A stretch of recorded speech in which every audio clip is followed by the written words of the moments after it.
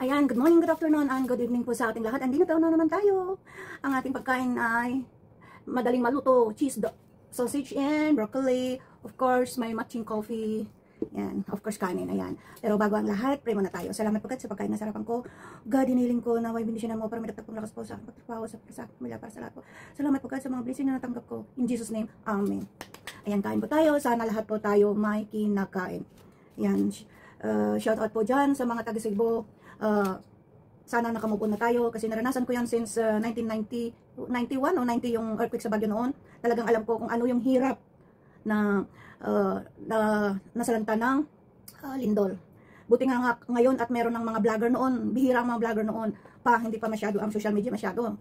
Sa akin na noon parang since kasi that one is ano yata ako noon, kaya hindi naman masyado ang social media noon. Talaga ang hirap talaga, kaya sana nakita ko nga yung mga nasalanta ng lindol ngayon dyan sa Cebu. Talagang andun yung bumabalik yung trauma ko sa earthquake noong nasa Baguio. Naiyak na naman ako.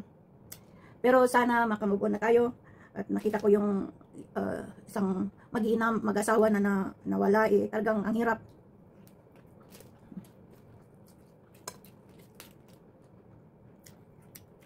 Ay, ang hirap.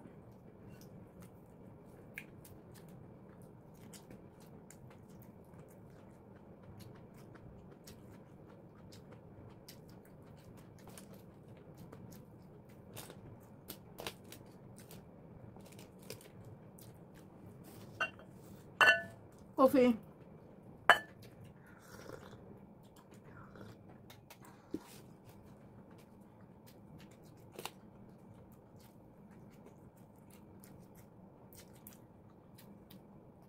Sana tuloy-tuloy na yung pagtawag natin sa Panginoong Hesus. Huwag na natin hintayin na may sakuna bago natin siya tawagan. At hindi ko naman inaano, pero sa totoo lang, ituloy-tuloy na natin pagtawag po sa taas. Huwag natin hintayin na mayroon pang mangyayari sa atin bago natin tawagan ang Panginoon. Opo, andoon na sa atin yung sinasabi nila na lagi ko namang iniisip ang Panginoon. Pero alam niyo, sa totoo lang, may kulang pa tayo talaga.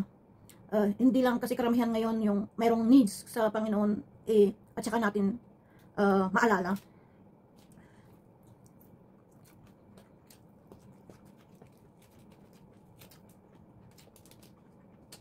Magtapikan natin yan para mabasa natin sa Bible kung ano yung mga verse na pwede natin i-share. Walang masama po yung mag-share po tayo sa kalaman ng nakasulat po sa Biblia. Huwag tayong mahiya. Kasi naranasan ko na yun na bakit nila sinasabi na gano'n. Unahin ko ang sarili ko. Alam niyo po, tinatry ko po yung sarili ko na hindi ko nabalikan ang nakaraan. Talagang kung kilala niyo lang ito, barumba talaga nito noon. Napaka-black sheep talaga ako sa pamilya namin. Kaya nga hindi ko natapos yung plano ng daddy ko na maging medicine. Talagang ano talaga ng daddy ko sa akin is isang maging medisina.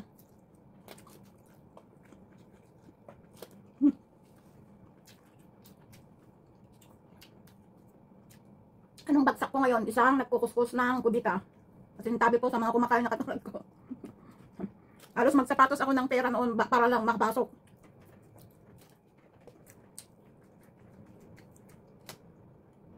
Comment below kung sino yung taga Cebu na nanonood po sa aking munting channel.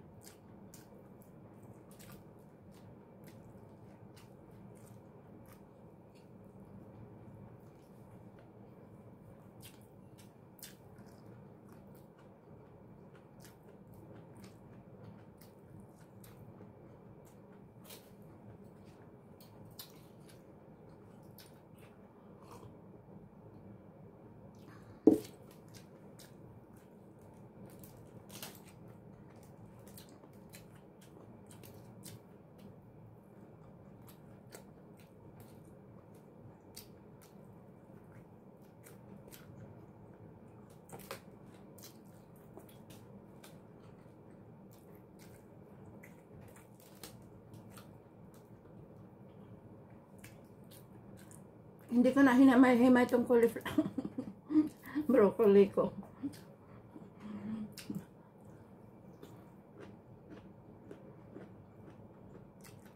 Mm.